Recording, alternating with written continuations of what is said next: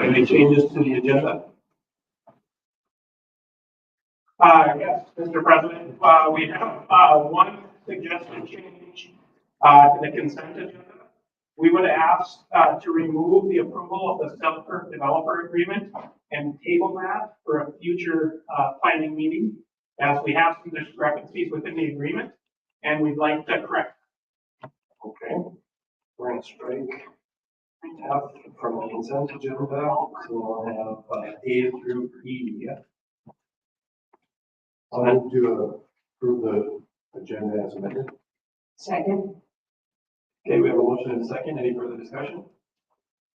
Any further discussion? All those in favor signify by saying aye. Opposed, same sign. Motion carries. Okay.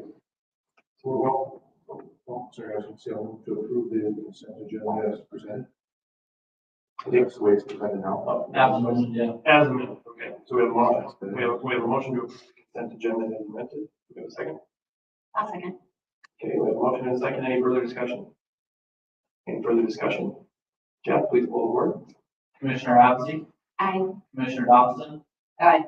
Commissioner Deutsch, Aye. Commissioner Austin, Yes. Commissioner Hill, Aye. Motion carries. Item 1, recognition of the audience public comments. We have anybody in the audience who wishes to speak this evening that is not already scheduled on the agenda. Anybody who wishes to speak? Seeing none and hearing none, we're going to move on to item number 2, directors report. Tonight we have Mr. Dave Leeds. Dave.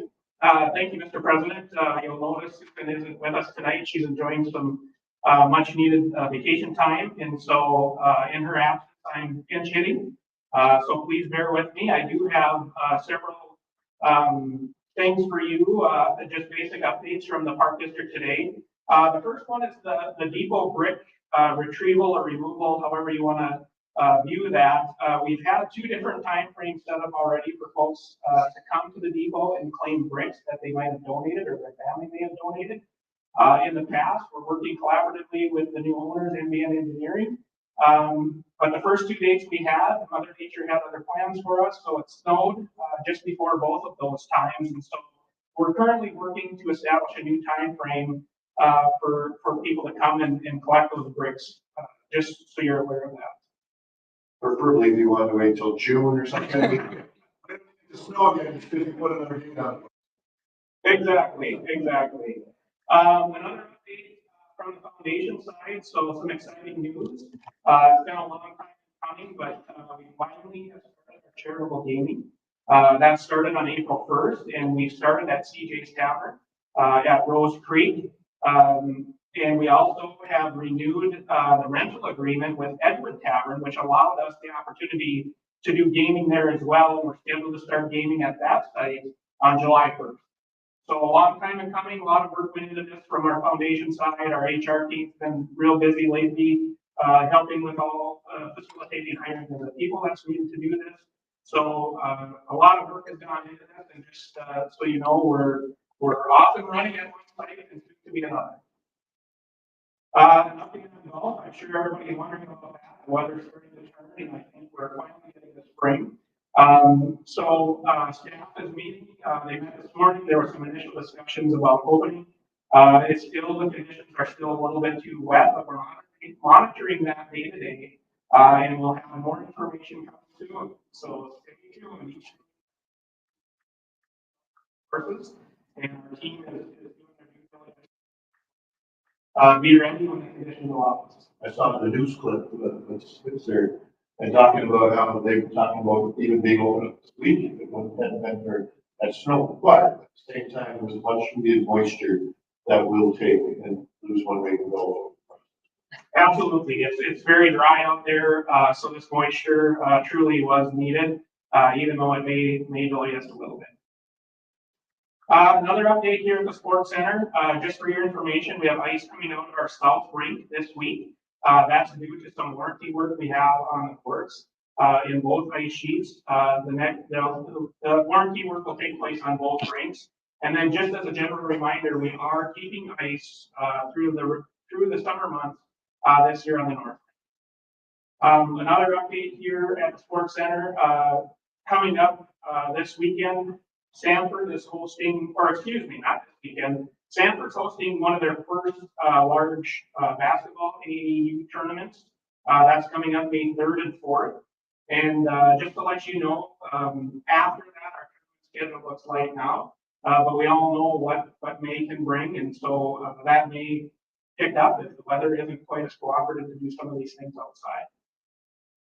Another good point, I just handed out right as the meeting started, a new flyer that was generated about our scholarship program. We've also developed a new website and new forms, all in an effort to try and reach more people and make our process easier for people to participate for our scholarship program. So a lot of work here again went into this with our scheduling team and our communications team. And just really, really great work happening there. I know there's also meetings set up with the Department of Public School System, and also Legacy Kids Foundation to help us get in front of families and kids that those organizations serve, and really help get our message out there about how we can increase the access to our scholarship program. And lastly, but certainly not least, finance had some updates. We had our auditors here the week of March 24th. Brock has let me know that they mostly finished their work. They're still following up. Brock staff is still following up with some capital asset information that's needed.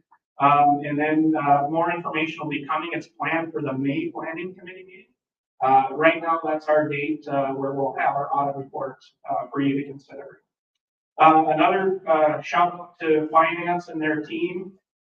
This year, we've enacted a new offering, I'll say, to invite all of our staff members to learn about the budget, how it's built, the budget process, and timeline. And Brock and his team had 2 virtual sessions that was open to any staff member to sit through, and they walked exactly through how our budgets are developed and the timeline that we're going to follow as we go through the budget process. This was an effort to improve our communication around this and make sure that all staff members have the ability, if there's that inclination, to learn about our budget process. So that's all the updates I have for you tonight. I'd be happy to answer any questions. Okay, any questions? I was gonna ask you about when the nets are going up, but the last time I did it, it snowed, so I'm not gonna ask. They're already going up at some locations, so they're not. Yeah, Maybe we're ahead. we're a little bit ahead. All right, thank you. Okay, any other questions and comments? Perfect, thank you, Dave.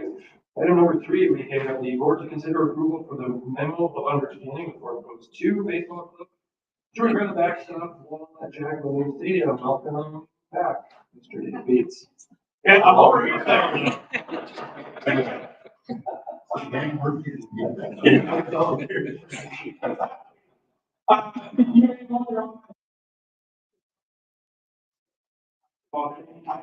Representing on outside of the director's report or just information given to the board that we're gonna approach from the podium here, just so you're aware. I'm not trying to pull a Houdini here. Play all parts. It's not gonna go as suggested.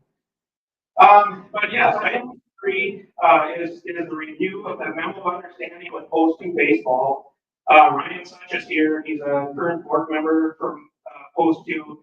If you remember, Ryan came to us in October of last year, asking us to consider partnering on a project to fix the backstop wall at Jack Williams.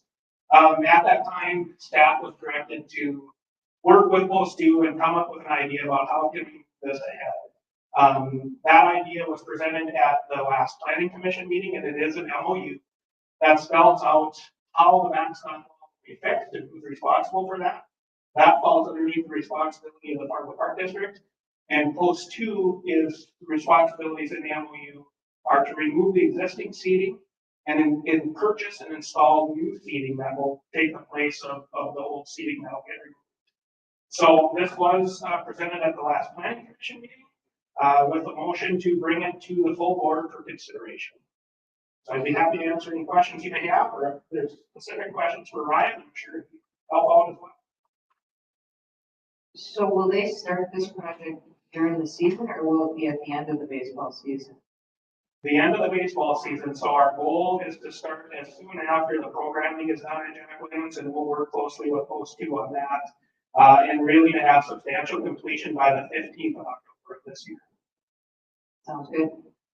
Yeah, and then we'll have, this is just the MOU here, and then when we start to move forward on the bids, then that will go through our standard bidding process, and that sort of thing, correct? Correct. Great point. Yes, assuming approval tonight, staff will then work to get this project out to bid. The results of that bid will then be brought back before the commission for consideration. Assuming that comes in where we feel that work should come in. At that time, we go hand in hand with asking for approval of the project and then also asking for a budget modification because this project is not included in our 2025 budget. If I recall, it's where the bleachers are along the first baseline and the concrete wall is sort of buckling essentially, correct? It is. It's falling into the field of play. And the seating is not up to code of today's standards. And so as we navigated this with the help of OS2, and I commend Ryan and the folks he works with on that board, really trying to come to the best understanding of how this project ahead and get the best result. I'd just like to,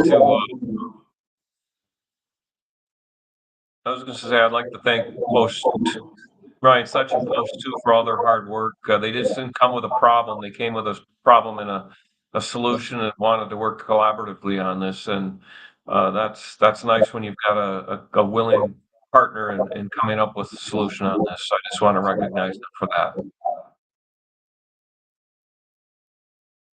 He's smiling feverishly. If you know, Ryan. I'm trying to figure out who that was. It's here. Oh, okay. That was a joke, Gary. I made him smile though. Well, I'll move to approve the memo of understanding with Fargo Post 2 baseball club to repair the backstop wall at Jack Williams Stadium. I will second that. Okay, we have a motion and a second. Any further discussion? Any further discussion? All right, Jeff, please pull the board. Commissioner Alves, Aye. Commissioner Dawson, Aye. Commissioner Deutsch, Aye.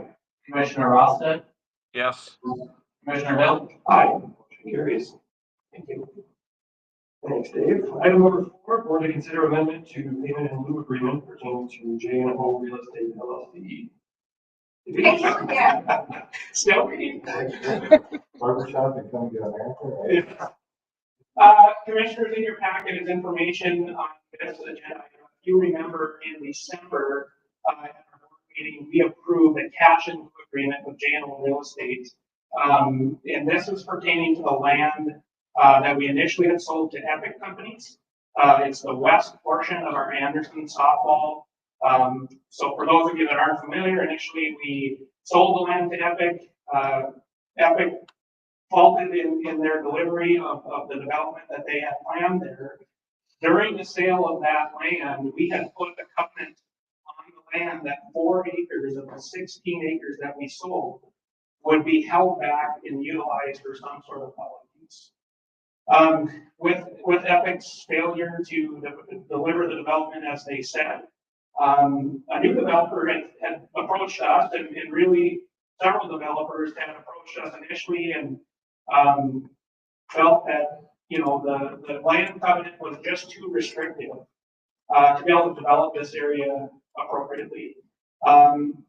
Through many conversations and Brock with a good help in this of developing the agreement that we did pass in December, we came to an agreement with J&O Real Estate to give us cash to remove that land covenant and allow them time to work with lenders and the city of Fargo to get their vision of that development approved.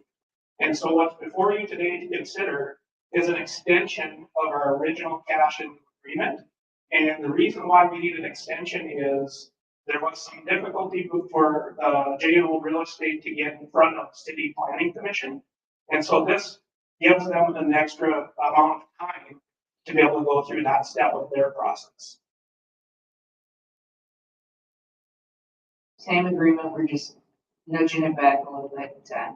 Absolutely correct. Sounds good. Pretty straightforward. Any other questions? Okay, so I'm assuming you need a motion of some sort. Yes, we will need to. And just to clarify, and all this, because it's been asked before, but we got compensated everything we were supposed to, like whatever happened, with Epic happened after we were fully compensated for the land, and then obviously had this agreement in place, and now we're getting cash in lieu of that. That's, From the new developer. that's correct, Commissioner Goich.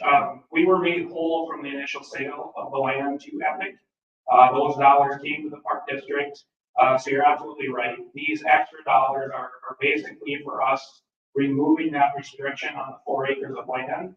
And as we looked at it as a staff and a board, we felt that, that area, the way it currently is with private buildings around, gave the impression of a more of a private area and a private park. So that's what led us to where we are now. But you're absolutely correct. We were made whole from the initial purchase price, and now we would receive additional funds for removal of that land cover. Thank you. And we did hear that they are scheduled for the next time committee meeting, commission meeting. Yeah, planning commission meetings are scheduled for early May. And so this gives them ample time to go through that part of the process.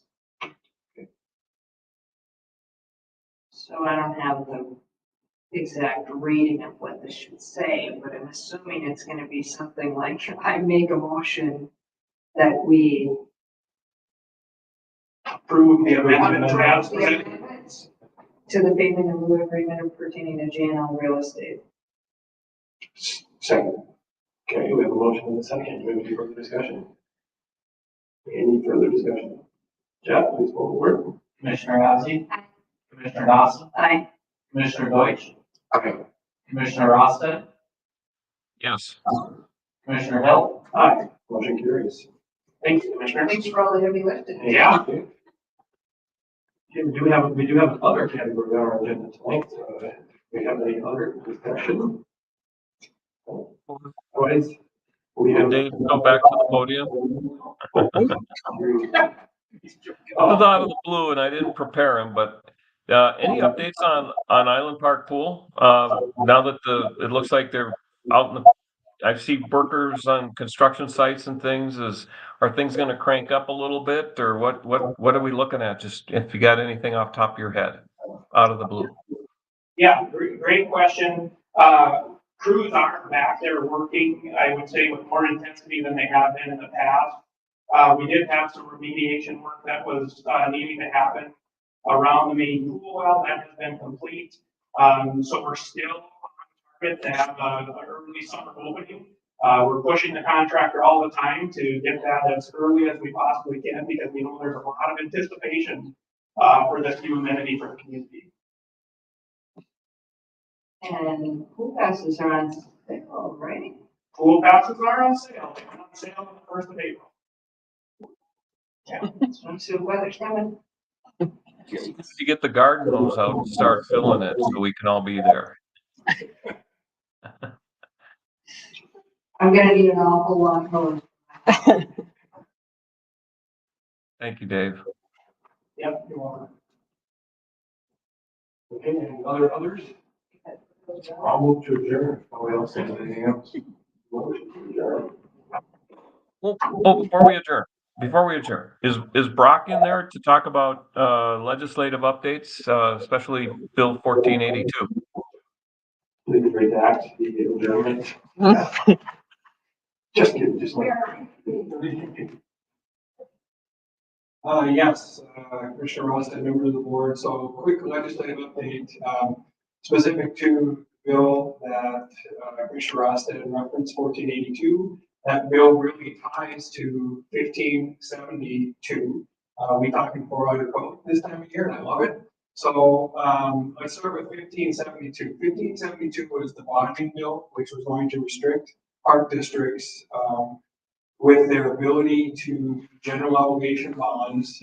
It was a maximum of $15 million before you had to go to a vote of the people.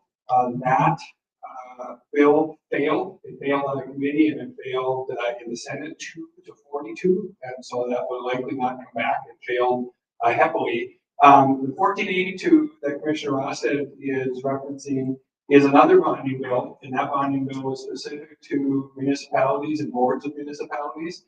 Discussion about bonding park districts was also connected to bonding in 1482. That bill requires that any municipality or board of municipality, if they're going to give general obligation debt, must have a vote of the public, and it must be during a general or primary election. So eliminating special elections to try to have elections at times where maybe voter turnout, et cetera, is different. So the effort there is to really require that to be during special or during primary and general elections. In that bill, 1482, there are exceptions.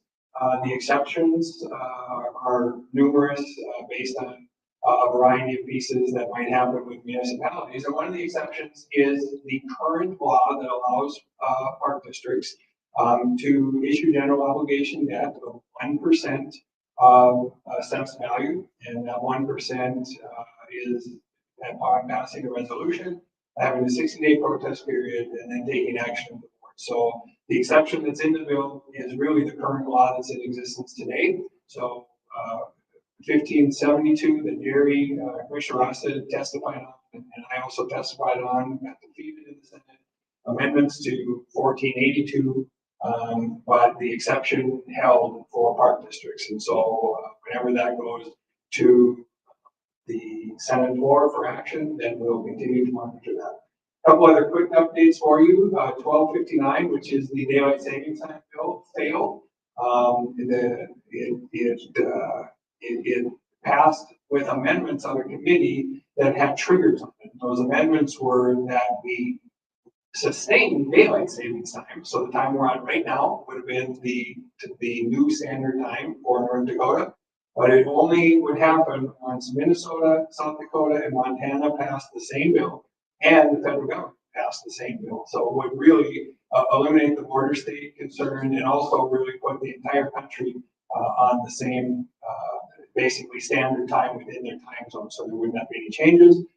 It was in the Senate and it failed 15 to 32. And so again, not close enough that it would be reconsidered. So that bill was also failed.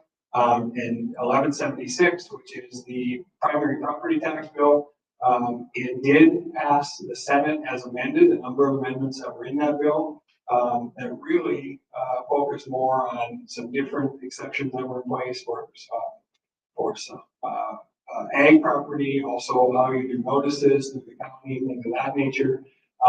And that has now gone to the House. Last I heard, the House did not concur with those amendments, and so they'll be setting up a conference committee for that bill. The piece that most pertains to park districts is the 3% cap for political subs. So you would get the adjusted year, which is growth plus 3%, and that has been retained in the bill. There was a movement in committee, Senate appropriations to move that to 2%. That did fail, and it is now sitting at the 3% cap, which we have been kind of following the whole time. So that's the latest updates on legislative action. Thank you, Commissioner Austin, for asking, and any questions you might have, I will try to answer. Does 1482 come out of committee? I haven't seen it come out. I also have not seen it come out of committee, and I believe, as I understand it, I think all testimony on 1482 is done, so it would be committee work that would be happening, and I'm not certain which committee it's in front of. I know it's not in front of Weber's committee, but I can't remember where it sits right now. But that it'll all be committee work. There's no more testimony available on that bill, that I understand it. So just from a scheduling standpoint, I'm sorry. The scheduling standpoint, I didn't catch the Well, rest. just to say, from a scheduling standpoint, they want all the bills out of the committee by next Wednesday, the 16th. They've got until May 9th to use up all their days, but I think they're targeting May 2nd to try and be done, if not April 30th, so they can bag some days for potential needing to come back. So we'll see if they can reach those targets. I think they had 400 bills yet to go through it earlier this week, so lots of work yet. Conference committees, all that too. If 1176 passed, when would that go into, like, when would we have to worry about that or work with that? So, great question. 1176 does have an emergency clause, and if the emergency clause passes, it would be effective upon signature of the governor. That is something that the NDRPA policy committee, we talk about on a weekly basis, about timeframes and when that will happen.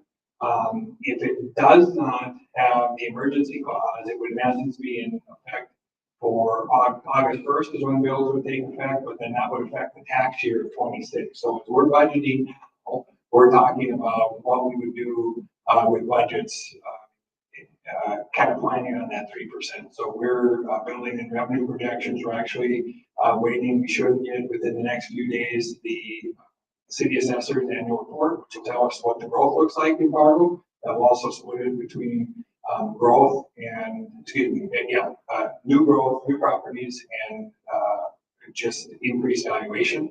It's really the increased valuation part. If that exceeds 3%, we're stuck at the 3. Can't capture all of that. So we should get that in the next probably week to 10 days. And once we get that, we're going to start running scenarios with that data and the 3% cap. So we'll have some projections because all indications are all the moving parts in 1176, the piece that seems that it won't move is the 3%. And so then the emergency clause will kind of determine, and I don't know that they can necessarily, at this point, our budget's been passed for 24 or for 25. So even if the emergency clause goes into place, it wouldn't affect our dollars, but it will affect other pieces of the bill that would take effect, some of the notices and some of those types of things. So we'll have to wait and see if that clause passes.